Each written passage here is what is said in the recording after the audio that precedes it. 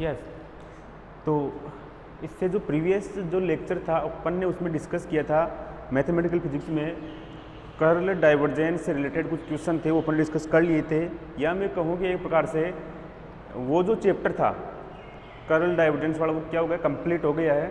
तो अब अपन इसी यूनिट का सेकंड चैप्टर है, फर्स्ट यूनिट में 2 चैप्टर है, उसको डिस्कस करेंगे। तो देखिए सबसे पहला जो टॉपिक है वो है हमारे पास कोऑर्डिनेट ट्रांसफॉर्मेशन। और इसका कोऑर्डिनेट ट्रांसफॉर्मेशन का कुछ कुछ आइडिया में इससे जो प्रीवियस जो चैप्टर था उसमें लग चुका है। क्या है, देखो सबसे पहले मैं आपको एक बात बताने जा रहा हूँ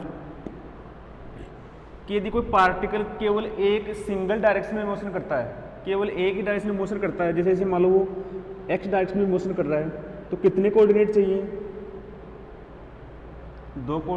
एक कोऑर्डिनेट चाहिए एक्स। यदि कोई पार्टिकल किसी प्लेन में मोशन कर रहा है एक्स वाई प्लेन में, तो उसकी पोजीशन को रिप्रेजेंट करने के लिए कितने कोऑर्डिनेट चाहिए? 2 कोऑर्डिनेट चाहिए, एक्स और वाई। यदि कोई पार्टिकल 3D में मोशन कर रहा है, किसमें? 3D में, तो कितने कोऑर्डिनेट चाहिए? 3 कोऑर्डिनेट, एक्स वाई जेड। ये किसमें चाहिए? कार्टेशियन फ्रेम ऑफ रेफरेंस में। किसमें चाहिए? कार्टेशियन फ्रेम ऑफ रेफरेंस में। ऐसे ही स्फेरिकल फ्रेम ऑफ रेफरेंस है, उसमें कौन कौन चाहिए? आर थीटा फाई चाहिए। और यदि आपके पास में सिलेंड्रिकल फ्रेम ऑफ रेफरेंस है तो कितनी चाहिए? वही 3 रो फाई और जेड। ठीक है ना? तो मैं क्या बोल रहा हूँ, यदि कोई पार्टिकल 3D में मोशन करता है, 3 डायमेंशनल स्पेस में मोशन करता है, तो कितने कोऑर्डिनेट रिक्वायर्ड है? 3 कोऑर्डिनेट। 2D स्पेस में मोशन कर रहा है तो 2 कोऑर्डिनेट। ऐसे यदि n डायमेंशनल स्पेस है, कितना? n dimensional space. यदि कोई पार्टिकल n डायमेंशनल स्पेस में मोशन करता है तो कितने कोऑर्डिनेट रिक्वायर्ड है? n coordinate. कितने रिक्वायर्ड होंगे? n coordinate. अब n कोऑर्डिनेट्स को अपन यहाँ पर एक ग्रुप के द्वारा शो करेंगे, x1 x2 x3 x4 dot dot xn, इस प्रकार शो करेंगे। ठीक है?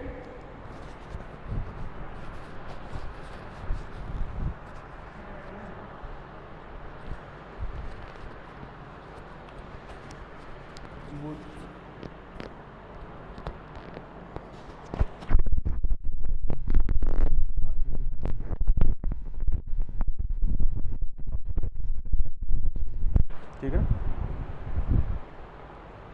तो एक ग्रुप के द्वारा रिप्रेजेंट करेंगे x1 x2 इस प्रकार से। यहाँ पर ये स्क्वायर नहीं है, ये क्यूब नहीं है, ये टेट्रा इस प्रकार की पावर 4 नहीं है, ये है। कोऑर्डिनेट को यहाँ पर देखो 2 प्रकार से शो कर सकते हैं, या तो जो इंडेक्स है वो या तो ऊपर लगा दें या फिर वो इंडेक्स नीचे लगा दें। ठीक है ना?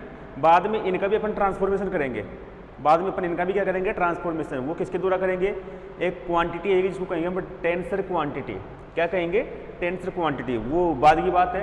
तो सबसे पहले यदि ये इंडेक्स ऊपर लगा हुआ तो इसे कहते हैं अपन सुपरस्क्रिप्ट। क्या कहते हैं? सुपरस्क्रिप्ट। उसे कहते हैं मूर्धांक।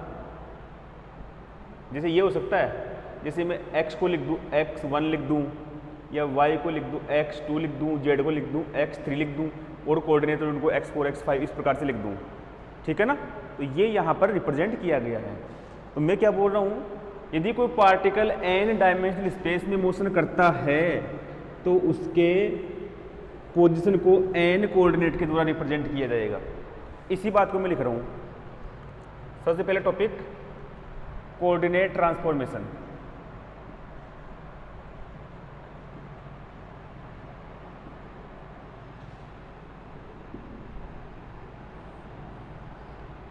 निर्देशांक रूपांतरण।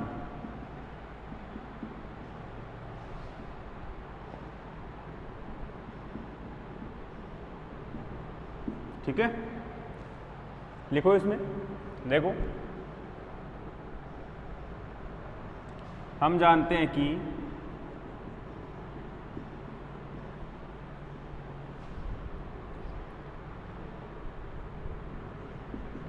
यदि कोई कण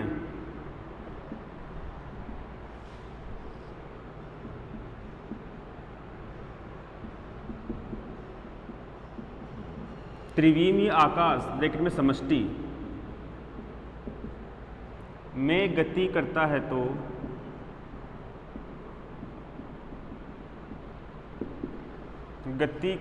तो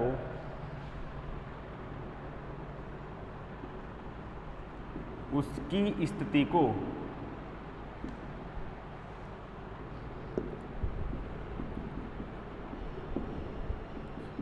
तीन निर्देशांकों द्वारा व्यक्त किया जाता है। तीन निर्देशांकों द्वारा व्यक्त किया जाता है।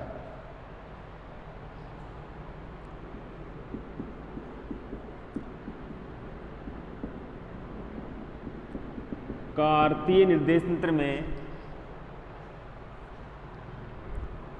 इसे एक्स वाई जेड का, ये चेक कर लो, कार्तीय निर्देश तंत्र में एक्स वाई जेड कोमा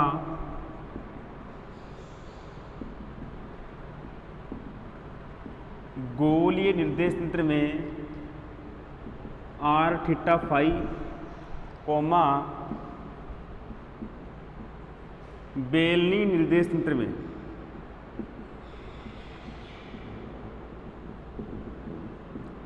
रो फाई जेड द्वारा व्यक्त किया जाता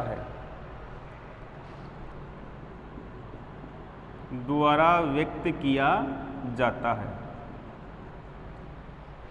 कोई पार्टिकल 3D स्पेस में मोशन करेगा तो उसके कोऑर्डिनेट को, उसकी पोजीशन को तीन कोऑर्डिनेट के द्वारा शो किया जाता है, जिसको कार्टेशियन में एक्स वाई जेड, स्फेरिकल में आर थीटा फाई और सिलेंड्रिकल में रो फाई जेड के द्वारा रिप्रेजेंट किया जाता है। इंग्लिश में लिख लेना, वी नो दैट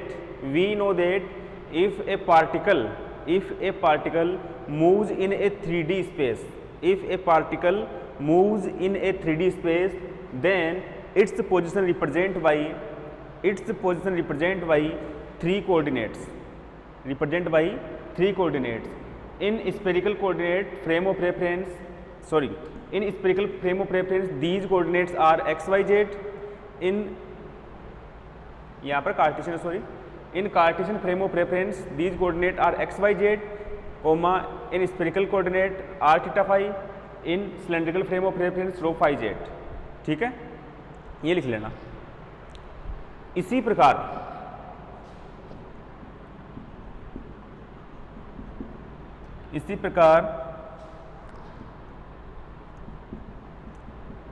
कोई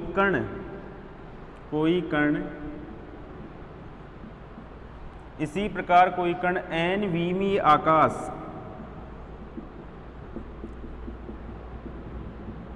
में गति करता है तो nवीमी आकाश में गति करता है तो इसकी स्थिति को nवीमी आकाश में गति करता है तो इसकी स्थिति को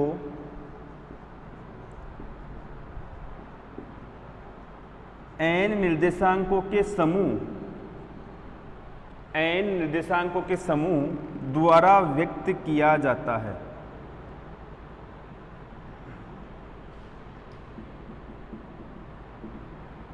n निर्देशांकों के समूह द्वारा व्यक्त किया जाता है। Similarly, if a particle moves in n dimensional space, then its position represented by a group of n coordinates. ठीक है, यहाँ तक कर लिया। यहाँ पर एक वर्ड लिखा हुआ है निर्देशांकों का ट्रांसफॉर्मेशन, कोऑर्डिनेट ट्रांसफॉर्मेशन। तो निर्देशांकों का जो रूपांतरण होगा वो किसमें होगा? मिनिमम 2 फ्रेम चाहिए अपन को। मिनिमम कितने फ्रेम चाहिए? 2 फ्रेम। तो अपन यहाँ पर 2 फ्रेम की बात करेंगे। एक फ्रेम को मान लेंगे एस और एक को मान लेंगे एस डैश, और दोनों को n डायमेंशनल स्पेस में लेंगे। किस में लेंगे? n डायमेंशनल स्पेस में। तो यहाँ तक लिखने के बाद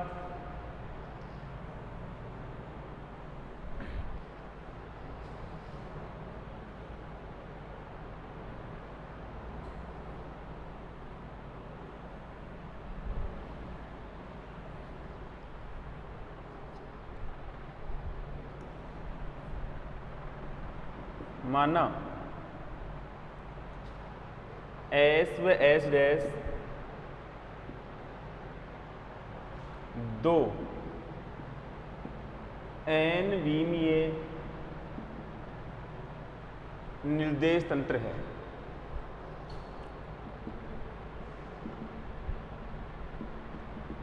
let S and S dash are let S and S dash are to n dimensional frame of reference।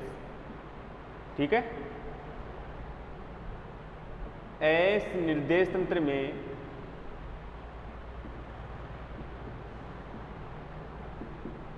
में कण के निर्देशांक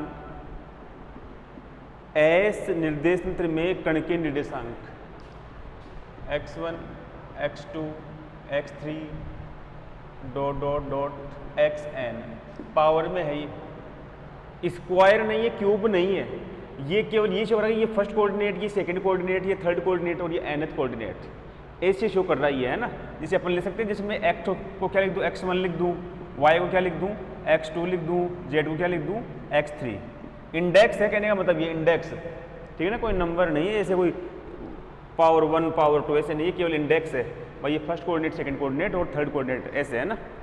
कण के निर्देशांक ये हो गए। तथा S डैश निर्देश तंत्र में निर्देशांक S डैश निर्देश तंत्र में निर्देशांक x bar 1 x bar 2 x bar 3 dot dot x bar n है, x बार n है। Let S and S dash are two n dimensional frame of reference। The coordinate of particle in S frame is and in S dash frame is। ठीक है, अब देख लेना आगे।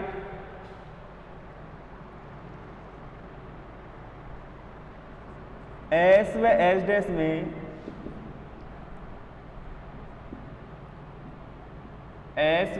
में इन निर्देशांकों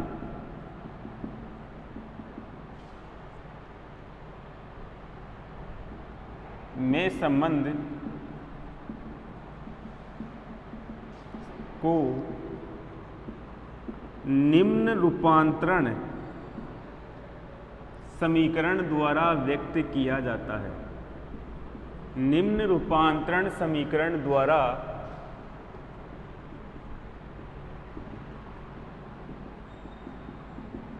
व्यक्त किया जाता है। द रिलेशन बिटवीन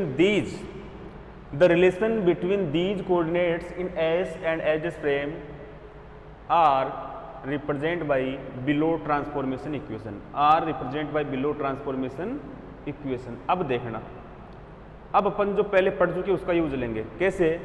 अपन पहले स्टार्टिंग फर्स्ट जो लेक्चर था इस मैथमेटिकल फिजिक्स में, उसमें अपन एक डिस्कस किया था कि जो x है वो x किसका फंक्शन होता है, u1 u2 और u3 का। याद होगा आपको। y किसका फंक्शन होता है, u1 u2 और u3 का। z किसका फंक्शन होता है, u1 u2 और u3 का। याद है ना, कुछ ऐसा कुछ मैंने पढ़ाया था। तो यहाँ पर मैं यही तो मान रहा हूँ, जैसे इस x की जगह में क्या मान लूँ, एक बार x1 मान लूँ, इसकी जगह x2 मान लूँ, या इसकी जगह x3 मान लूँ, या फिर x बार 1 मान लूँ, x बार 2 मान लूँ, या x बार 3 मान लूँ। ठीक है ना, यानी मैं ये बोल रहा हूँ इसको सोल्यूशन में क्या मान लूँ, S डैश वाले मान लूँ, और इसको क्या मान लूँ, मैं S वाले मान लूँ। ये S डैश फ्रेम की कोऑर्डिनेट है, ये S फ्रेम की कोऑर्डिनेट है। तब रिलेशन कैसा होगा देखना, S डैश का कौन सा है, एक x बार 1, और ये x बार 1 किसका हो जाएगा, S के सभी कोऑर्डिनेट, S के सभी कोऑर्डिनेट। और वो सभी कोऑर्डिनेट कौन से हैं, x1 x2 x3 और ये xn। ये लिखना है। मैं ये बोल रहा हूँ कि जो x बार 1 है ना, वो इन सभी कोऑर्डिनेट का फंक्शन है। इनमें से कोई एक कोऑर्डिनेट चेंज कर दो, x बार अपने आप चेंज हो जाएगा। क्यों? क्योंकि s और s डैश दोनों को अपन क्या कर रहे हैं, एक दूसरे से रिलेट कर रहे हैं। यदि एक दूसरे से जब रिलेट ही कर दिया, जब एक दूसरे से जब अपन ने संबंधित कर दिया एक दूसरे को, तो संबंधित करने का मतलब यदि एक चेंज होगा तो दूसरा अपने आप चेंज होगा भाई। ठीक है ना, ये कर रहा हूँ मैं। ऐसे ही सेकेंड भी क्या हो जाएगा, इन सब का फंक्शन, इन सब का फंक्शन। ऐसे ही x बार 3 भी क्या हो जाएगा, इन सब का फंक्शन हो जाएगा। ये इसका वाइस वर्सा भी अपन कह सकते हैं। यहाँ 1 कर दो, यहाँ पर x bar 1 x bar 2 x bar 3 ऐसे भी कर सकते हैं अपन। इस प्रोसेस को कंटिन्यू करें, इस प्रोसेस को कंटिन्यू करने पर इक्वेशन बन रही है, लास्ट वाली कौन सी आएगी, x बार n किसका फंक्शन हो जाएगा, x1 x2 x3 और ये एक्स एन का फंक्शन। ये इक्वेशन आ गई। अब इसको एक जनरल फॉर्म में लिख दें।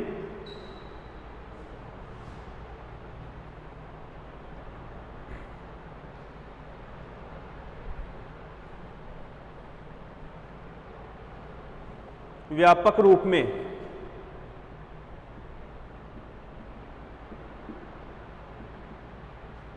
In general form 1 to n तक चल रही है, तो मैं इसको कर दूं x बार i किसका फंक्शन हो गया, x1 का, x2 का, x3 का और xn का फंक्शन हो गया। ठीक है। अब देखो हियर, देखो ये तो मैंने एज इट इज लिखे हैं, ये वाले केवल इसको चेंज किया है। अब i की वैल्यू 1 भी हो सकती है, 2 भी, 3 भी और ये n तक जाएगी। i की जगह 1 कर दो फर्स्ट इक्वेशन, 2 कर दो सेकंड इक्वेशन, 3 कर दो थर्ड इक्वेशन, n कर दो लास्ट इक्वेशन। ठीक है ना। तो ये होती है निर्देशांक रूपांतरण समीकरण।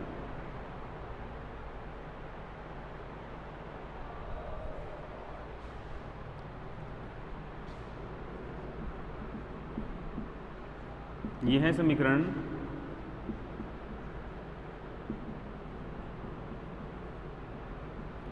निर्देशांक रूपांतरण समीकरण को व्यक्त करती है।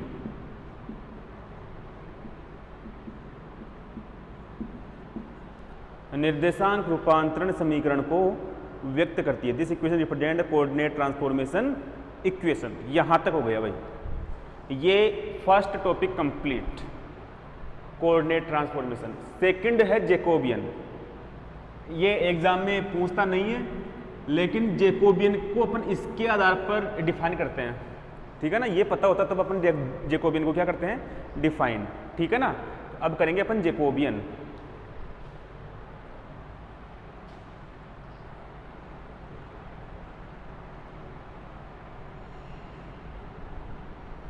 इस इक्वेशन का यूज होगा,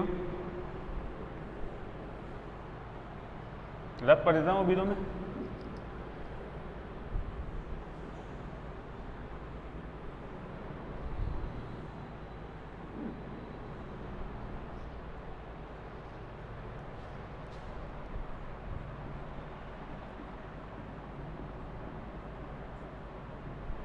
जैकोबियन, और इसको बोलते हैं अपन फलनिक सारणिक भी बोलते हैं भाई।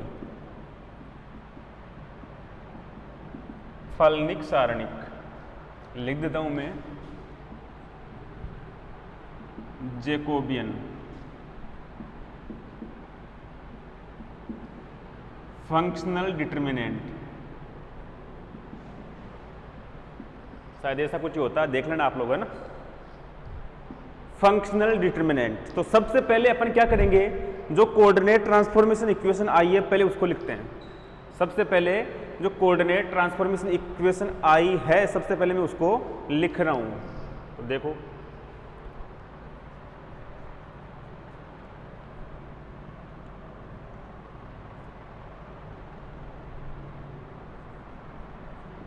माना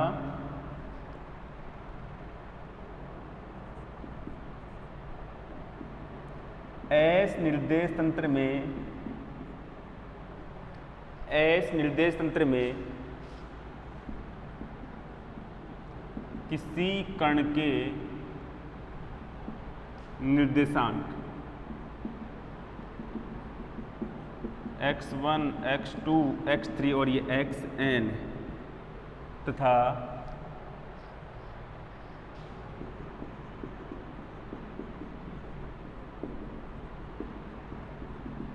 एस डैश निर्देश तंत्र में निर्देशांक x bar 1, x bar 2, x bar 3 dot dot x bar n है। Let coordinate of particle in S frame is and in H dash frame is. अतः इनमें अतः इनका निर्देशांक रूपांतरण संबंध, अतः इनका निर्देशांक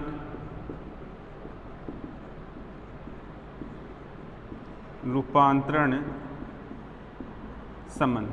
सो coordinate transformation relation of them, coordinate transformation relation of them. मैंने अभी क्या लिखा था, एक्स बार आई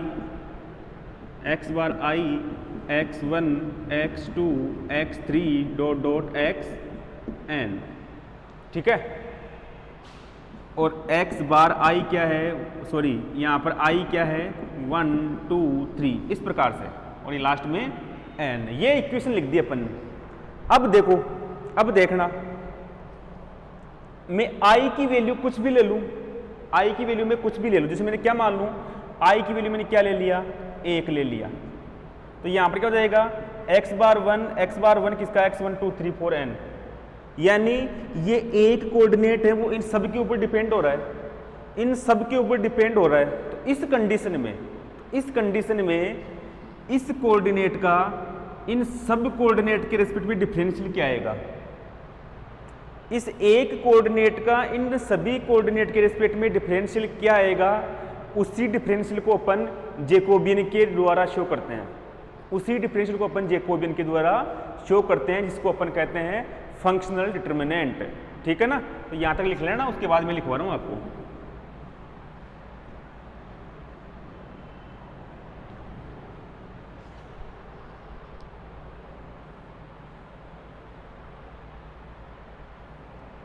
और ये भी देखो, इनको मैं अभी इंडिपेंडेंट मान रहा हूं, क्यों, मैं इसको इनका फंक्शन मान रहा हूं ना, इनको मैं अभी क्या मान रहा हूं, इंडिपेंडेंट, और इसको क्या मान रहा हूं, डिपेंडेंट, ठीक है ना। इनको इंडिपेंडेंट, इसको डिपेंडेंट मान रहा हूं, तो अपन क्या करते हैं, डिपेंडेंट का इंडिपेंडेंट के रेस्पेक्ट में डिफरेंशियल करते हैं, ठीक है। अब देखो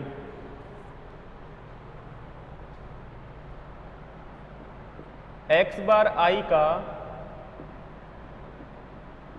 स्वतंत्र चर xi के सापेक्ष अवकलन निम्न प्रकार किया जाता है, निम्न प्रकार किया जाता है, del x bar i del xi। देखना,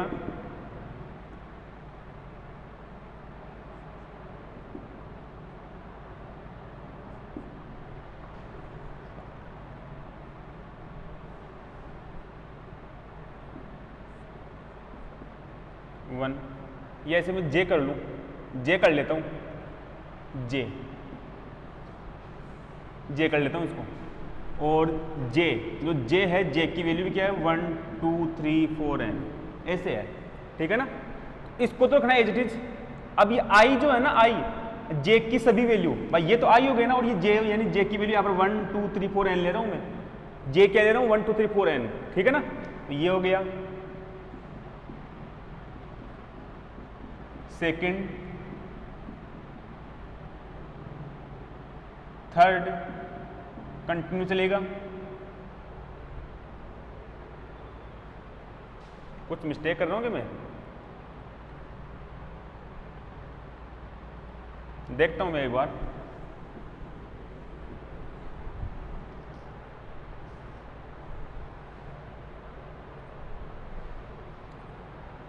ऐसे करो, इसको आई करो, यहां पर भी आई कर लेना, यहां पर भी आई कर लेना, 1 1 1 del x bar 1 del x n, ठीक है, ठीक है, ऐसे आएगा भैया, ठीक है ना भाई। पहले इस 1 का i की वैल्यू 1 2 3 सब कुछ चल रही है, इस 1 का सबके रिस्पेक्ट में। अब इसमें सेकंड टर्म आएगी, इस सेकंड का भी सबके रिस्पेक्ट में,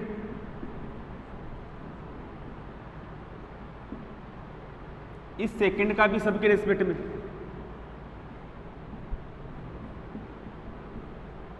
ये कंटिन्यू चलेगा, कंटिन्यू चलेगा, कंटिन्यू चलेगा, इस प्रकार भी इस साइड भी कंटिन्यू चलेगा।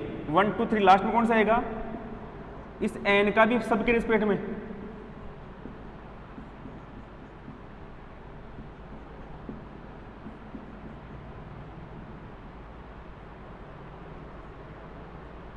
ऐसे है भाई, ठीक है ना। इनको डिपेंडेंट वेरिएबल मान लो, इसको इंडिपेंडेंट वेरिएबल मान लो मैं, ठीक है। ये नीचे वाले इंडिपेंडेंट है, एक दूसरे के ऊपर डिपेंड नहीं है, और ये 1 2 3 ऊपर वाले हैं ना, ये सब क्या डिपेंडेंट वेरिएबल है। क्या है, सब के सब डिपेंडेंट वेरिएबल। इसे कहते हैं अपन जैकोबियन, इसे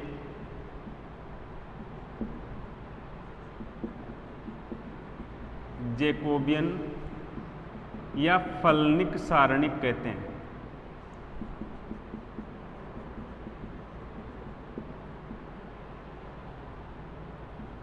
this is known a Jacobian और फंक्शनल डिटर्मिनेंट, ठीक है।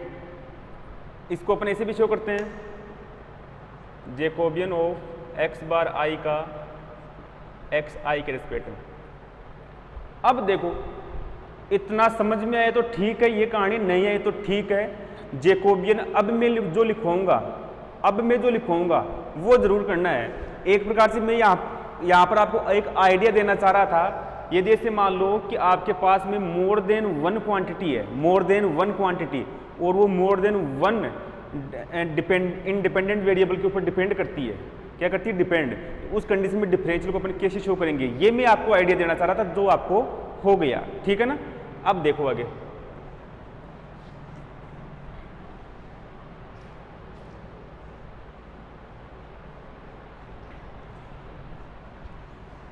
अब जरूर लिख लेना, दोबारा लिखवा रहा हूं मैं जैकोबियन। पहले बार लिखो तो आपकी इच्छा, नहीं लिखो तो आपकी इच्छा। एग्जाम में यदि क्वेश्चन आता है जैकोबियन का, तो ये मैं जो अब लिखवा रहा हूं वो करना है। एग्जाम में यदि जैकोबियन का क्वेश्चन आता है तो जो अब लिखवा रहा हूं वो करना। मैं लिख रहा हूं फॉर एग्जाम, एग्जाम में ये करना है। मैं यहां पर दो वेरिएबल लेके बता रहा हूं कि जैकोबियन को कैसे शो करेंगे। दो वेरिएबल लेके आपको बता रहा हूं कि जैकोबियन को कैसे रिप्रेजेंट करेंगे। देखो,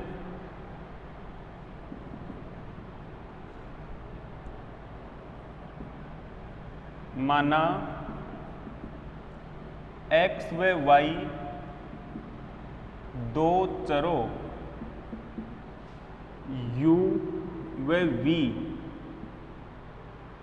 दो स्वतंत्र चरों u व v के फलन है। अर्थात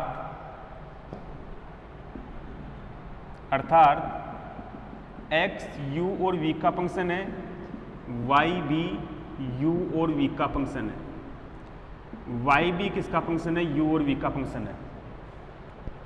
लिख लेना, लेट x एंड y are function of two independent variables, u and v, that is ये लिख लेना x u v, y u v, x function u v का, y फंक्शन u v का, ठीक है ना। अतः x व y का स्वतंत्र चरों u व v के सापेक्ष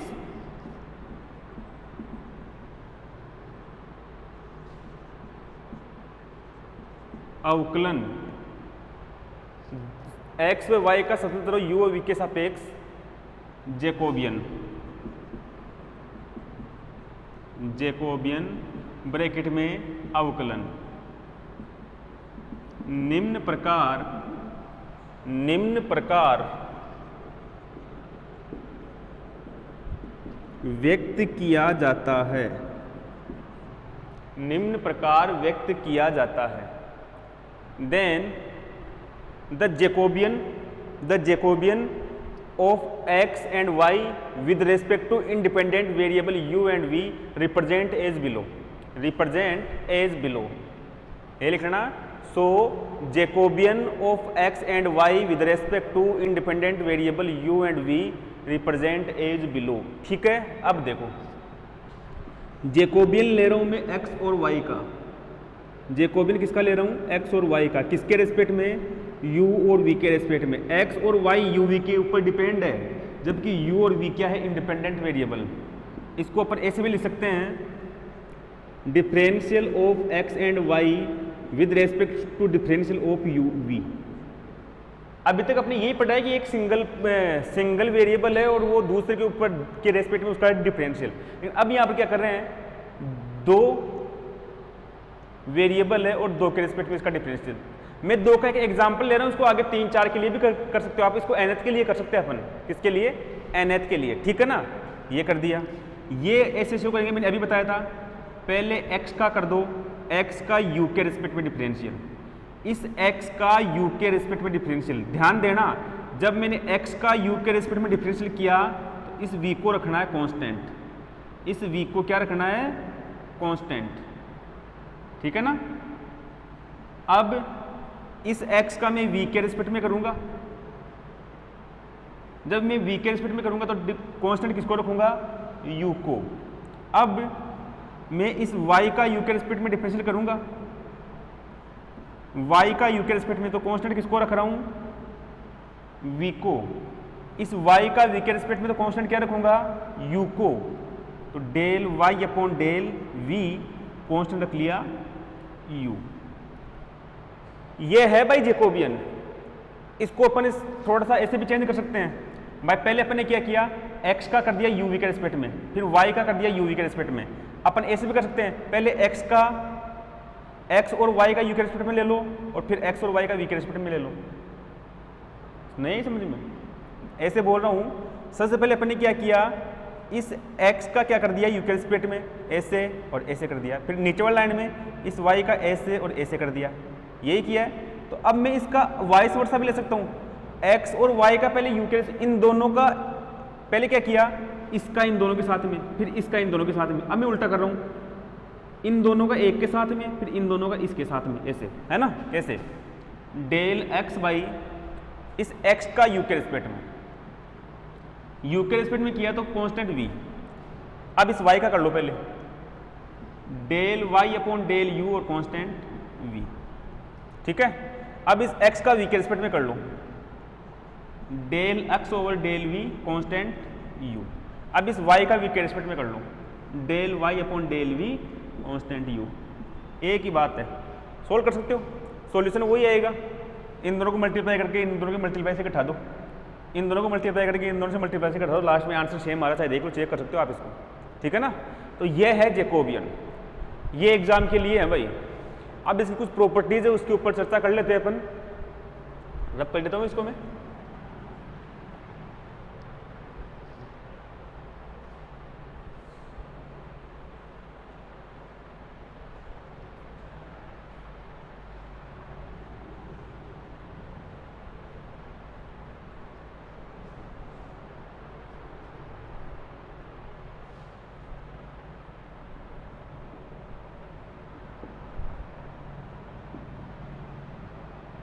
properties of Jacobian.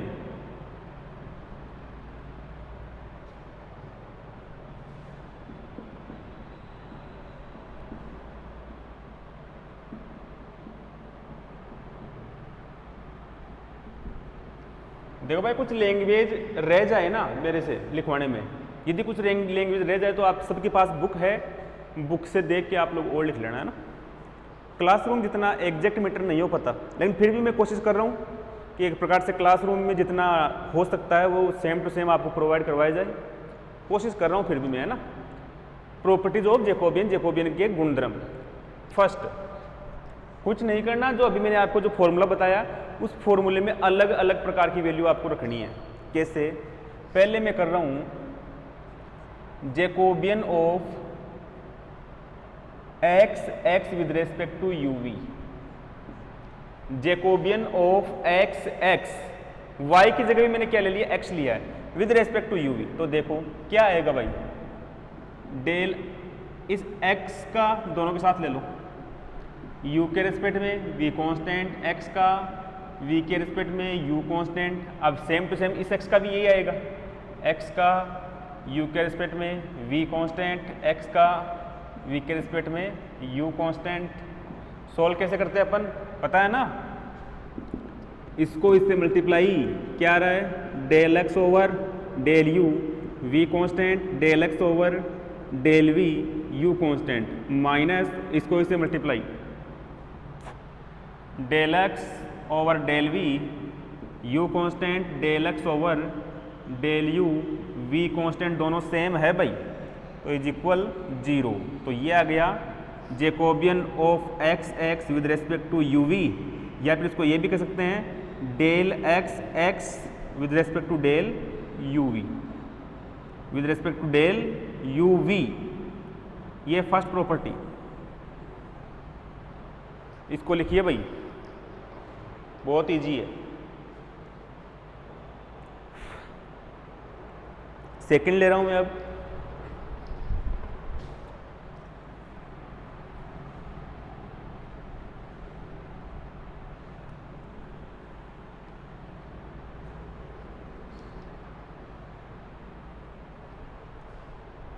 Second, Jacobian of X 0 U V के रेस्पेक्ट। इसको अपन ऐसे भी कर सकते हैं डेल एक्स और 0 का यू और वी के रेस्पेक्ट, ऐसे भी कर सकते हैं ना इसको। तो क्या आएगा, पहले इस एक्स का दोनों के रेस्पेक्ट में del x over del you we constant del x over del we you constant. अब ये तो 0 है, 0 del you we constant del we you constant. ये भी 0 भाई, ये 0 हो गया ना, ये 0 है, इसको मल्टीप्लाई करेंगे, इसको मल्टीप्लाई करेंगे तो लास्ट में क्या आएगा, 0 आएगा। क्या आएगा, 0। ठीक है, अब आगे देखो।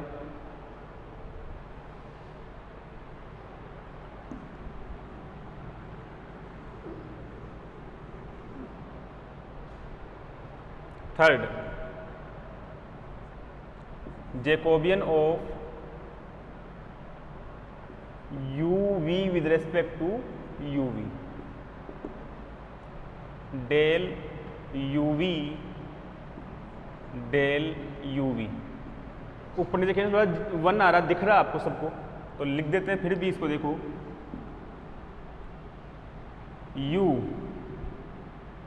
यू का वी के रेस्पेक्ट में कांस्टेंट किसको रख लिया, वी को।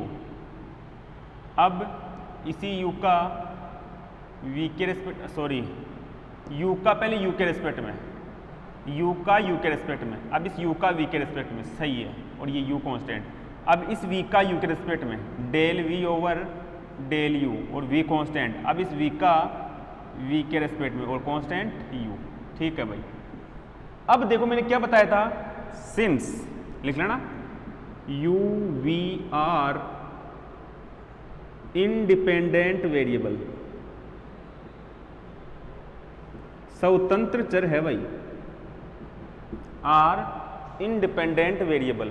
तो देखो एक दूसरे के ऊपर डिपेंड नहीं है, del U over del U 1, U V के ऊपर डिपेंड नहीं है 0, वी यू के ऊपर डिपेंड नहीं है 0, वी का वी के रेस्पेक्ट में 1, 1 को 1 से मल्टीप्लाई किया 1, माइनस 0 को 0 से मल्टीप्लाई किया 0, तो 1 माइनस 0 यानी 1। ऐसे इसको मैथमेटिकली भी अपन प्रूव कर सकते हैं। यहाँ तक लिखिए भाई इसको।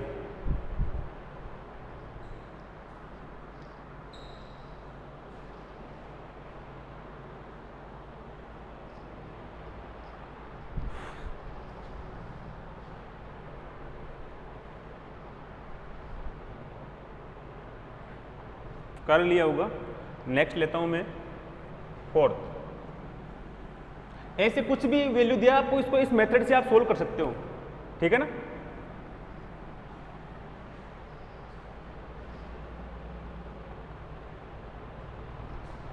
देखो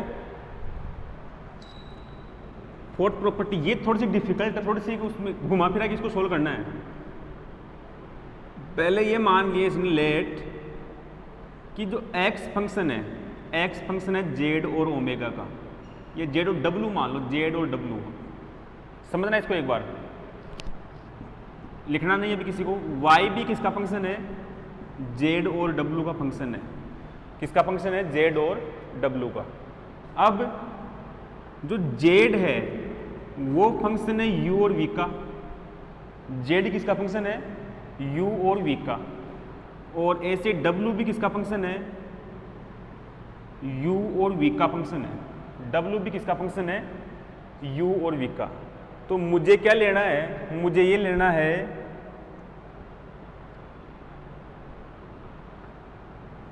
देन प्रूव दैट, ये प्रूव करना है मुझे कि Jacobian of x Y with respect to Z W, with respect to Z W into Jacobian of Z W with respect to you V. ठीक है, इसको मैं डायरेक्ट ये कह सकता हूं Jacobian of x Y with respect to you V, यानी del X Y, del X Y with respect to del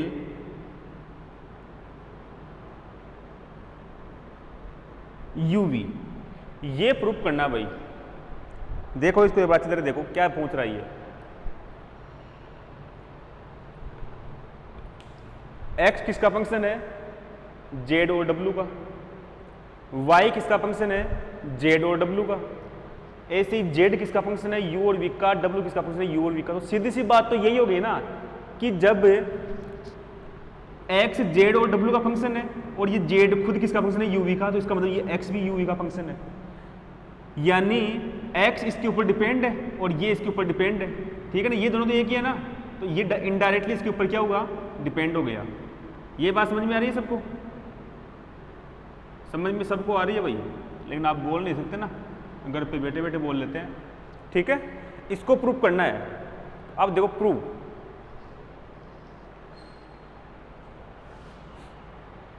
और मैं आपको बता भी दूं एक प्रकार से, ये जो जैकोबियन है ना, ये वाला जैकोबियन, इसको अपन क्या लिखते हैं, ऐसे तो लिखते हैं, लिखना नहीं किसी को, del X Y del Z W. इसको क्या लिखेंगे, del Z W del you V. तो ये लोग कैंसिल हो गया, ये तो बच रहा है। लेकिन ये इनडायरेक्टली अपन को जैकोबियन की जो मैथमेटिकल जो टर्म आई थी ना, उस टर्म के द्वारा इसको सोल्व करना है, डायरेक्ट नहीं लिखना एग्जाम में। ठीक है ना, तो देखो प्रूव, प्रूव एक्स, दोबारा लिख रहा हूं मैं, किसका फंक्शन है, जेड और डब्ल्यू का। वाई किसका फंक्शन है, जेड और डब्ल्यू का। इसको दे रहा हूं मैं इक्वेशन 1, इसको दे रहा हूं इक्वेशन 2। जेड फंक्शन हो गया यू और वी का, और डब्ल्यू भी फंक्शन हो गया यू और वी का। ये इक्वेशन 3 और ये इक्वेशन 4, यहां तक लिखो ऐसे कैसे। इसी इक्वेशन को मैं वापस, मैंने अलग अलग इक्वेशन दी है ना, फर्स्ट सेकंड थर्ड फोर्थ। अब देखो भाई, समझना एक बार, जो dx है, क्या है dx, इस dx को मैं ऐसे लिख सकता हूं क्या,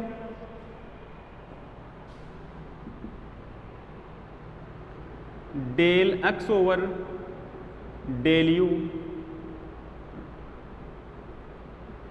del x over del you, और u का किया तो v कांस्टेंट। रुकना एक मिनट, दिमाग से स्लिप हो रहा है ये थोड़ा सा। Del x over del U, अरे वो लीनियर इक्वेशन आते हैं, लीनियर इक्वेशन के द्वारा शो करते हैं, या फिर कुछ मिस्टेक यहां पर हो गई। डी एक्स को लिख दिया del x over del U, sorry ऐसे कर रहा हूं मैं। एक में इसको ले रहा हूं del x over del u को, किसको ले रहा हूं, del x over del u को, जहां पर मैं किसको कांस्टेंट रख रहा हूं, v को कांस्टेंट रख रहा हूं। देखना कैसे करूंगा, del x over del Z, del x over del z, z के लिए किया तो w कांस्टेंट, ठीक है, और del Z over del you we constant. बात तो वही है, बात तो वही है, लीनियर फॉर्म में लिखना है। डेल जेड से del z cancel, del x over del u बचेगा भाई। डेल जेड से del z cancel, del u बचेगा भाई। लेकिन अभी तो मैंने जेड तो लिया है, ये एक्स तो जेड का भी फंक्शन और डब्लू का भी फंक्शन है, तो इसको plus del x over del डब्लू, डब्लू के लिए किया तो जेड कांस्टेंट, और ये डेल डब्लू अपॉन डेल यू, और ये वी कांस्टेंट भाई। ठीक है, जब कोई क्वांटिटी दो वेरिएबल के ऊपर डिपेंड करती है तो दोनों को रैखिक योग के रूप में लिखते हैं, लीनियर एडिशन के फॉर्म में लिखते हैं। ये किया तो पहले जेड लिख दिया, जेड से Z cancel, del x over del U, W से W cancel, del x over del U. लेकिन दोनों के लिए आप क्या करेंगे अपन, क्यों, क्योंकि ये जो यू है ना, यू एक प्रकार से जेड और डब्ल्यू दोनों के साथ में कनेक्ट है।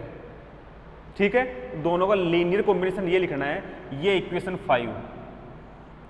ऐसे ही del x over del we, और मैं कर रहा हूं यहां पर यू कांस्टेंट, इसी फॉर्म में लिख दो, del x over del Z W constant, del Z over del V, V ये वाला वी, और ये यू कांस्टेंट भाई, plus del x over del W और the constant Z, del W over del V constant U. ये equation 6, ये equation 6। ऐसे ही आगे लिखना है। अब मैं क्या कर रहा हूं, डेल एक्स ओवर एक्स का ले लिया, अब वाई का, del Y over del you, we constant क्या लिखेंगे, del x over del Z, del x over del Z, U constant, del X की जगह सॉरी वाई है ये, del Y upon del we you constant.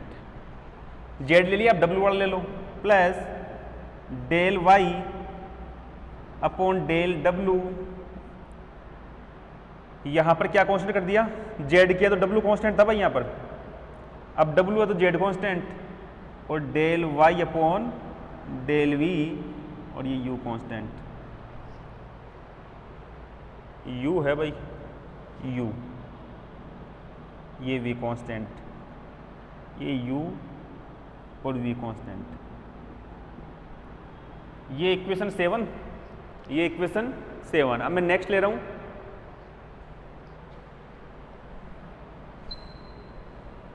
फिर देखो del Y over del we you constant, same, del Y over del Z W constant, del z by del we you constant, del Y over del W z constant, del W over del we you constant. ये equation 8 यहां तक हो गया। अब फिर देखो आगे,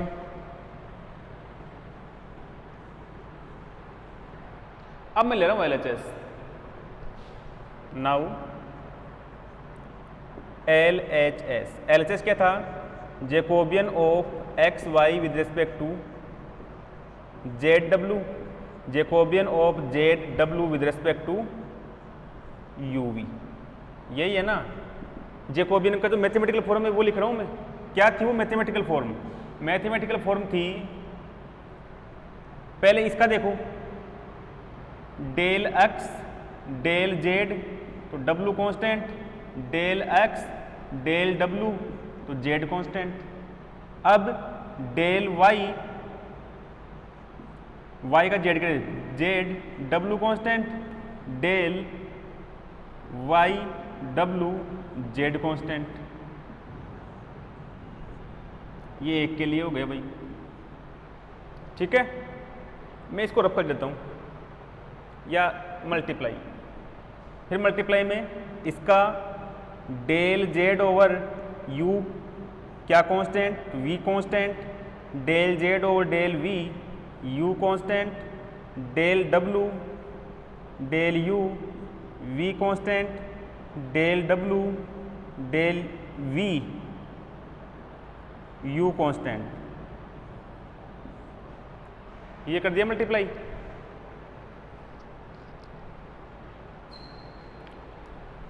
ये याद रख लेना, इसको मैं डायरेक्ट लिखूंगा, आप लोग देख लेना, इसका डायरेक्ट यूज करूंगा मैं। ये दोनों मल्टीप्लाई में कैसे सोल्व करते हैं,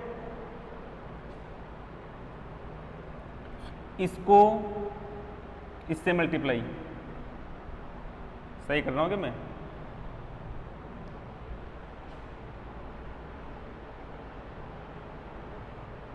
फर्स्ट को फर्स्ट से, सेकंड को सेकंड से, दोनों को जोड़ दो भाई।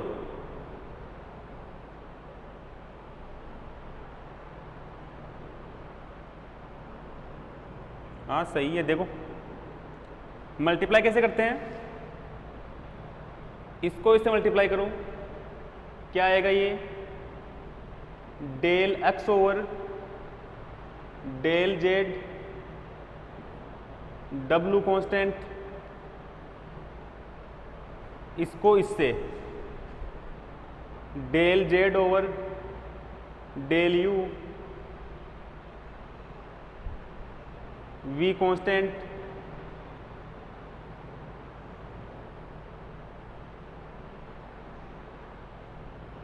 ठीक है।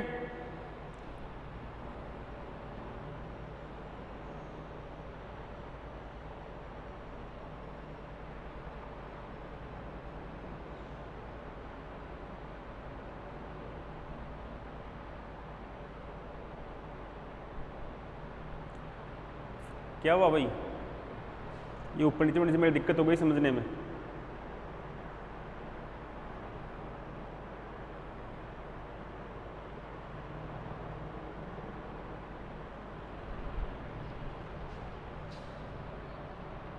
फर्स्ट को फर्स्ट से, अब इसको इससे कर दो, plus del x over del W Z constant, इसको इससे del x over del you, और ये वी कांस्टेंट हो गया भाई, ठीक है। ये फर्स्ट टर्म हुई है, कौन सी हुई है, मैं थोड़ा सा दिखेगा नहीं, फिर थोड़ा सा बारीक लिख देता हूं इनको रब कर देता हूं मैं। देखो ये आएगा, फर्स्ट रो कॉलम से मल्टीप्लाई होती है, इसको इससे मल्टीप्लाई कर दो, इसको इससे मल्टीप्लाई कर दो, जोड़ दो। फिर जो सेकंड आएगी वो क्या आएगी, इसको इससे मल्टीप्लाई कर दो, इसको इससे मल्टीप्लाई कर दो, जोड़ दो। थर्ड जो नीचे क्या आएगी, इसको इससे मल्टीप्लाई, इसको इससे मल्टीप्लाई, जोड़ दो, इससे बड़ा। वो आपको शायद 11 से पढ़ते आ रहे हो। Del x over del Z, और ये डब्लू कांस्टेंट, और ये ठीक है, और multiply del Z over del you we constant. अब क्या आएगा, अब आएगा plus del x over del W Z constant, और del W over del you we constant, ये आएगा भाई। फिर सेकंड क्या आएगा, सेकंड देखो, सेकंड में अपन क्या करेंगे, इन दोनों को इन दोनों से मल्टीप्लाई, इसको इससे, इसको इससे, del x over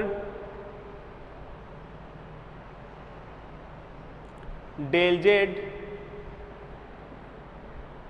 W constant, del Z over del v, इसको इससे, del we you constant, plus del x over del W Z constant, del Z over del we you constant, ये आएगा भाई।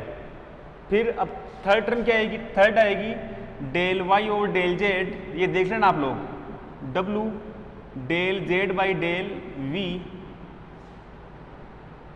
यू, और ये v constant, plus del Y over del W z del Y over del you V constant.